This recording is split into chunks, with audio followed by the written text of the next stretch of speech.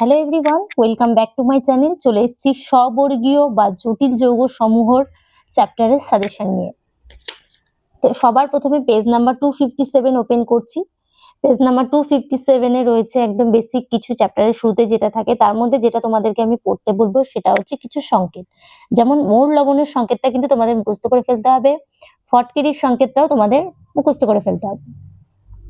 এই দুটো সংকেত তোমাদের খুব ভালো করে পড়তে হবে। নেক্সট চলে যাচ্ছি পরবর্তী পেজে।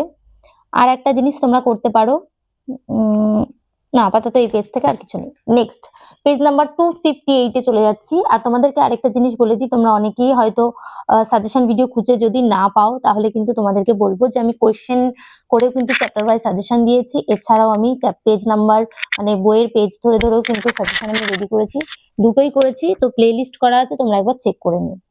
নেক্সট চলে যাচ্ছে পেজ নাম্বার 258 এর সবার ফার্স্টে যেটা আছে সেটা হচ্ছে 3 নম্বরের একটা কোয়েশ্চেন কিন্তু দেয় যে ভার্নারের বা ওয়ার্নারের স্ববর্গীয় বা কোঅর্ডিনেশন তত্ত্ব সম্পর্কে আলোচনা করো। তো সেগুলো কিন্তু তোমাদের এই 6টা পয়েন্ট পরপর বলতে হবে। সো এটা খুব ইম্পর্টেন্ট, তোমরা অবশ্যই কিন্তু একবার পড়ে যাও। নেক্সট চলে যাচ্ছি, এই পেজেরই একটা ভীষণ ইম্পর্টেন্ট একটা কোয়েশ্চেন যে অ্যানায়নিক লিগ্যান্ড, এমন একটি কোয়েশ্চেনটা আমি দেখবো আমার চ্যাপ্টার ওয়াইজ কোয়েশ্চেনও দিয়েছি। অ্যানায়নিক লিগ্যান্ডের উদাহরণ দেওয়া যেটি একই সঙ্গে দুটি মুখ্য যোজ্যতা এবং দুটি গৌণ যোজ্যতা শো করে। তো সেটার এক্সাম্পল হচ্ছে এটা। সো এটা পড়ে যাবে, আর সঙ্গে এই লেখাটা তো আছেই। তো এই কোয়েশ্চেনটা কিন্তু ইম্পর্টেন্ট কোয়েশ্চেন। নেক্সট চলে যাচ্ছি পরবর্তী পেজে। পরবর্তী পেজেও একটা এক্সাম্পল দেওয়া আছে, তোমরা সেটাও দেখতে পারো। দুটো এক্সাম্পল দেওয়া আছে বইয়ে। দেন আরেকটা কোয়েশ্চেনে চলে যাচ্ছে, এখানে কিরকম টাইপের কোয়েশ্চেন হতে পারে সেটা কিন্তু অলরেডি আমি কোয়েশ্চেন আনসারের মধ্যে দিয়ে দিয়েছি। তো তোমরা সেখান থেকেও পড়তে পারো, এছাড়া তোমরা পেজ নাম্বার যেমন বলছি সেটা ধরেও পড়তে পারো। তো নেক্সট পেজে চলে যাচ্ছি, পেজ নাম্বার 261 এর সেরকম কিছু ইম্পর্টেন্ট কিছু দেখতে পাচ্ছি না, বাট তবুও যেটা একটু আগেই বললাম যে তোমাদের কত মৌলে যেখানে একটা ছকের সাহায্যে দেখিয়ে দিয়েছে, যেরকম কমপ্লেক্স গুলো দিয়ে দেবে, দেন বলবে যে জলীয় দ্রবণ উৎপন্ন আয়নের মোল সংখ্যা কত বা প্রতি মোল থেকে কতটা অদক্ষিপ্ত এজিসিএল হয়েছে সেটার সংখ্যাটা জানতে চাইতে পারে। তো এরকম কোয়েশ্চেন কিন্তু দিতে পারে, সেটার একটা সুন্দর ছকও বইয়ে কিন্তু দেওয়া আছে। সো এটা এখান থেকে ব্যাখ্যাটা ভালো করে পড়ে নিও, সে ব্যাখ্যাটা কিন্তু ভালো করে পড়বে। আর এই যে কালারের জন্য দেওয়াই আছে ছকটা। নেক্সট চলে যাচ্ছি পরবর্তী পেজে, পেজ নাম্বার 262 তে। এখান থেকে তোমাদের যেটা পড়তে হবে সেটা হচ্ছে যে প্রশম লিগ্যান্ডের এক্সাম্পল অ্যানায়নিক ক্যাটায়নিক, শর্ট কোয়েশ্চেনের জন্য ধরে রাখছি যেগুলো আসার সম্ভাবনা রয়েছে। নেক্সট চলে যাচ্ছি পরবর্তী পেজে, পেজ নাম্বার 263 তে। এখানেও একটা ছক দেওয়া আছে, তোমরা সেটা দেখতে পারো, যেটা দেয় পরীক্ষায় প্রশ্ন দেওয়ার সম্ভাবনা প্রচুর বেশি। সেটা হচ্ছে কেন্দ্রীয় পরমাণু জারণ সংখ্যা নির্ণয় করার কোয়েশ্চেন কিন্তু দিতে পারে। সো এটাও ভালো করে পড়ে যাও, মানে দেওয়ার সম্ভাবনা কম কিন্তু দিয়েও দিতে পারে, ঠিক আছে। এবার নেক্সট আসছে আধানের গণনা, সেটা এখানে ক্যালকুলেশন করা আছে, সেটাও তোমরা পড়বে। 1 নম্বরের জন্য কিন্তু এগুলো তোমরা দেখতেই হবে, এগুলো তোমাদের দেখতেই হবে, ঠিক আছে। নেক্সট চলে যাচ্ছে পরবর্তী পেজে, পেজ নাম্বার 264 থেকে আপাতত আমি কিছু ইম্পর্টেন্ট কিছু দিচ্ছি না। নেক্সট চলে যাচ্ছে আমরা পেজ নাম্বার 265 থেকে। এখানেও একটা এক্সাম্পল দিয়ে দিতে পারে পরীক্ষা করার জন্য, বাইডেন্টেড লিগ্যান্ড, ট্রাইডেন্টেড লিগ্যান্ড, এগুলোর এক্সাম্পল। সো একটা করে স্ট্রাকচার যেগুলো তোমরা কিন্তু অবশ্যই পড়ে যাও। তার মধ্যে যেটা আমি ইম্পর্টেন্ট বলবো সেটা হচ্ছে পেন্টাডেন্টেড লিগ্যান্ডটা অবশ্যই তোমরা মানে EDT এটা স্ট্রাকচারটা কিন্তু পড়ে যাবে, পেন্টাডেন্টেড হেক্সাডেন্টেড লিগ্যান্ড। নেক্সট চলে যাচ্ছি পরবর্তী পেজে, পেজ নাম্বার 266। এখান থেকে পড়তে হবে চিলেটিং লিগ্যান্ডের এক্সাম্পল, চিলেট যৌগ কাকে বলে, ভেরি ভেরি ইম্পর্টেন্ট। চিলেট যৌগের উদাহরণ, এগুলো আমি কোশ্চেনে করে দিয়েছি আলাদা করে, তাই জন্য বইয়ে কিন্তু আলাদা করে স্টার্ট দেখতে পাচ্ছ না।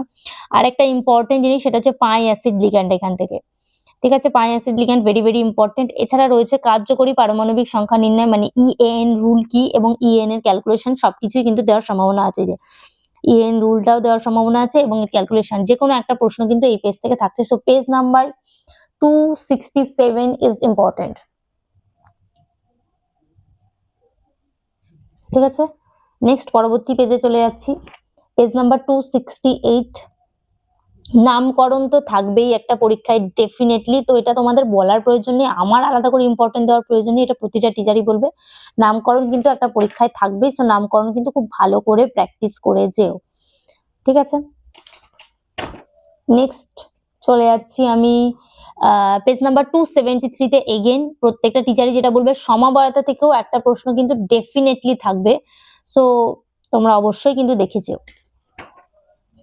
নেক্সট চলে যাচ্ছি পরবর্তী পার্টে, সেটা হচ্ছে জ্যামিতিক সমবায়তার যে ক্যালকুলেশন, সেটার মধ্যে থেকে আমি কিছু স্পেসিফিক ইম্পর্টেন্ট দেবো। আই থিঙ্ক সেগুলোই পরীক্ষায় তোমরা দেখতে পাবে। তার মধ্যে সবার ফার্স্টে আমি দিচ্ছি সিস ট্রান্স, যেটা রয়েছে পেজ নাম্বার 275-এ, সেটা অবশ্যই তোমরা দেখে যাবে। আর একটা মানে সহজের মধ্যে এটাই হয়, সিস ট্রান্স সমবায় যেটা রয়েছে, মানে Ma2B2 যৌগটাই স্পেসিফিক্যালি আমি বলতে চাইছি, এটাই দেওয়ার সম্ভাবনা বেশি হয়। এছাড়াও বাকিগুলোও দেয়, বাট Ma2B2টা একটু সহজ, কিছু সহজ প্রশ্ন তো পরীক্ষায় থাকবে, এটা তোমরা সকলেই জানো। নেক্সট চলে যাচ্ছে পরবর্তী পেজে, একটা ভীষণ ইম্পর্টেন্ট, সেটা হচ্ছে ফেসিয়াল এবং মেরিডিওনাল সমবায় যেটা রয়েছে, ভেরি ভেরি ইম্পর্টেন্ট। এটার থেকে মানে Ma3B3 খুবই ইম্পর্টেন্ট। এই পার্টটা কিন্তু অবশ্যই তোমরা দেখে যাবে, অবশ্যই দেখে যাবে। নেক্সট চলে যাচ্ছি পরবর্তী পার্টে। পরবর্তী পার্টের মধ্যে আমি একটা কোয়েশ্চেন দিয়েছিলাম, আলোকীয় সমবায়তা কি, তো সেটা তোমরা পড়ে যেও, সেখান থেকেও কোয়েশ্চেন আসার কিন্তু সম্ভাবনা রয়েছে। এবং এরকম স্ট্রাকচার দিয়ে বলে দিতে পারি কোনটি আলোক সক্রিয়, কোনটি আলোক নিষ্ক্রিয়, তো সেটা তোমরা পড়ে যাও, মানে এটা, ঠিক আছে।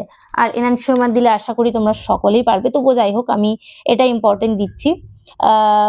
2 নাম্বারটা এবং 4 নাম্বারটা, এই দুটো তোমরা একটু ভালো করে দেখেছো।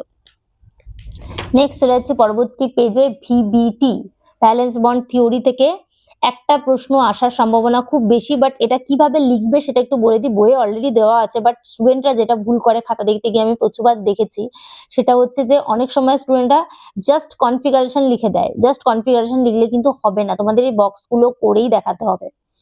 যে কোনো প্রশ্নের উত্তর, আমি স্পেসিফিক্যালি এটার কথা বলছি না যে হাইব্রিডাইজেশন ডিটেক্টরের ক্ষেত্রে তোমাদের এটা করতেই হবে, এটা করতেই হবে, কিন্তু হাইব্রিডেশন ছাড়াও যদি কালার দিয়েও জানতে চাই, তাতেও কিন্তু তোমরা এই স্ট্রাকচারগুলো জাস্ট টিডিএট লিখলে হবে না, এরকম ডিরেক্ট এগুলো লিখতে হবে। সো এগুলো তোমরা অবশ্যই করবে। আর এখান থেকে যেটা ইম্পর্টেন্ট কোয়েশ্চেন সেটাও একটুখানি বলে দিই, যে NiCO হোল 4টা তোমরা দেখো, এটা ইম্পর্টেন্ট। আর হচ্ছে এখান থেকে ইম্পর্টেন্ট হচ্ছে CuNH3 হোল 4 2+টা ইম্পর্টেন্ট। সবই এটা একটা বুঝে গেলেই 10টা করতে পারবে, বাট তবুও আমি কিছু ইম্পর্টেন্ট তোমাদেরকে দিচ্ছি। নেক্সট হচ্ছে দেখতে পাচ্ছ আরেকটা এখান থেকে CuNH3 হোল 6 3+, এটা ইম্পর্টেন্ট। আর নেক্সট হচ্ছে পরবর্তী পেজে চলে আসছি, পেজ নাম্বার 283-র NiNH3 হোল 6 2+, এটা। সো এগুলো খুব ইম্পর্টেন্ট, যে কটা মোটামুটি আমি বলে দিলাম। একটা পারলে এগুলো 10টা পারবে, এতটাই সহজ এগুলো। তো এখান থেকে কিন্তু কোয়েশ্চেন থাকবে, এটা সমস্ত টিচাররাই বলবে, আমিও বলবো। সো এই পার্টটা আলাদা করে কিন্তু আমাকে বলতে হচ্ছে না। নেক্সট চলে যাচ্ছি আমি D2SP3 এবং SP3 to DSP2 সেই পার্টটায়। এখান থেকে কোয়েশ্চেন দেওয়ার সম্ভাবনা আমার মনে হয়েছে একটু হলেও কম, এটা আমার মনে হয়েছে। এবার জানি না কোয়েশ্চেন কেমন কি হবে, বাট ধরে রাখছি। সো এই পার্টটা থেকে আমি খুব একটা কিছু বলছি না। FeCO হোল 5টা তবুও তোমরা দেখে যেও। নেক্সট চলে যাচ্ছি পরবর্তী পেজে। আর হ্যাঁ, যোজ্যতা বন্ধন তত্ত্বের যে কোনো একটা সীমাবদ্ধতা তোমরা অবশ্যই পড়ে যেও। দেখা যাবে একটা কোয়েশ্চেন দিয়ে 2 নাম্বার +2+1 এর জন্য একটা সীমাবদ্ধতা জানতে চাইলো, তো একটা সীমাবদ্ধতা তোমরা কিন্তু অবশ্যই পড়ে যেও।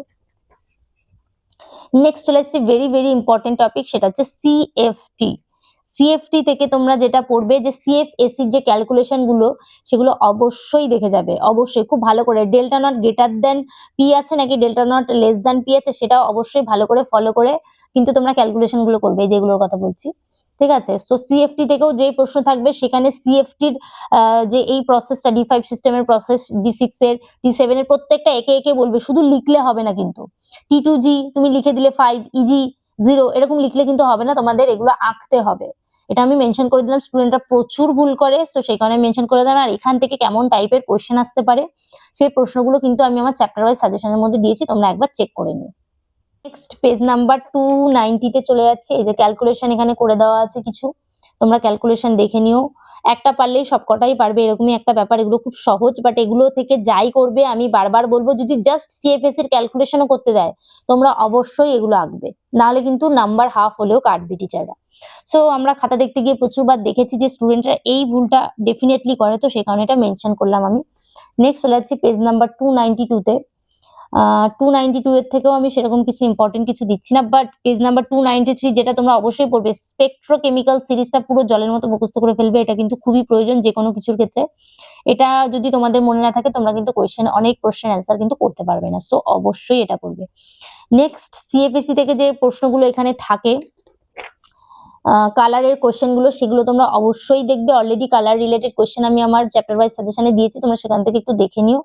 এখানে যে কটা রয়েছে, যেমন আমি এইটা দিয়েছিলাম, এইটা ব্লু ভিট্রিয়ল, এগুলো প্রত্যেকটার বইয়ে দেখো, এগুলো হয়তো লেখা নেই, তোমরা ভাববে বইয়ে লেখা নেই আমি কেন লিখবো, বাট আমি প্রত্যেককে বলবো ডিটেল তোমরা ইলেকট্রন বিন্যাস লিখবে, কিন্তু ডিটেল, তবে কিন্তু তোমরা ফুল মার্কস পাবে, নাহলে হাফ হলেও টিচার কিন্তু নাম্বার কাটতে পারে। নেক্সট চলে যাচ্ছি পরবর্তী পেজে, পেজ নাম্বার 296 থেকে আমি সেরকম ইম্পর্টেন্ট কিছু দিচ্ছি না আপাতত। নেক্সট চলে যাচ্ছি আমরা, হ্যাঁ, পেজ নাম্বার 298 চিলের যৌগ কাকে বলে খুব ভালো করে পড়বে, উইথ এক্সাম্পল, খুব ভালো করে পড়বে। নেক্সট হচ্ছে পেজ নাম্বার 300 এ চলে যাচ্ছি, পেজ নাম্বার 300 এ রয়েছে ধাতব কার্বনিল সমূহ, এই টপিকটা থেকেই একটা কোয়েশ্চেন থাকবে 4.14, আমি বলেই দিচ্ছি এই টপিকটা থেকেই একটা কোয়েশ্চেন থাকবে, আমি ভিআই লিখে দিলাম। 4.14 টপিকটা থেকে যে কোনো একটা প্রশ্ন থাকবে, এখানে অনেক কিছু আছে ধাতব কার্বনিল নিয়ে, এই পুরো এখান থেকে এই অবধি এই রিলেটেড কি কোয়েশ্চেন আসতে পারে সেটা আমি চ্যাপ্টার ওয়াইজ সাজেশনের মধ্যে দিয়ে দিয়েছি। এছাড়া তোমরা এখান থেকে একটা না একটা প্রশ্ন কিন্তু ডেফিনেটলি থাকবে, তো তোমরা এই পার্টটা পুরোটাই ভালো করে পড়বে, ঠিক আছে? চ্যাপ্টার শেষ। এছাড়া তোমরা যদি কোয়েশ্চেন আনসার কিছু এখান থেকে শেষে যে প্রশ্নগুলো থাকে সেগুলো সাজেশন চাও, তাহলে কমেন্ট করে জানিও, তাহলে আমি নেক্সট ভিডিওতে সেটা তোমাদের সাথে শেয়ার করব। আর এছাড়া তোমরা যদি খুঁজে না পাও প্লেলিস্ট চেক করবে। আর আজকের ভিডিওটা এখানেই শেষ করছি। আর পরীক্ষা তোমাদের কেমন হলো সেটাও কিন্তু তোমরা কমেন্ট করে জানাবে। এই সাজেশনের পর আমি আবার কোয়েশ্চেন তোমাদের যখন এক্সাম দেওয়া হয়ে যাবে সেটা দিয়ে আমি তোমাদের বলবো কি কি কমন এসছে, কি কি আসেনি, যেমন আগের বার ভিডিও বানিয়েছিলাম ঠিক তেমন ভাবেই, মানে থার্ড সেমে তোমাদের প্রচুর তোমরা কমন পেয়েছিলে, তোমরা দেখেছিলে। আমি সব চ্যাপ্টারে সাজেশন দিতে পারিনি, বাট যে কটা দিয়েছি প্রচুর কমন পেয়েছি। যেই পেয়েছিলে তোমরা, যেই পেজগুলো স্পেসিফিক্যালি আমি বলছি যে এই পেজ থেকে কোয়েশ্চেন থাকবে, সেখান থেকে কিন্তু কোয়েশ্চেন ছিল। সো যাই হোক, আজকের ভিডিওটা এখানে শেষ করছি।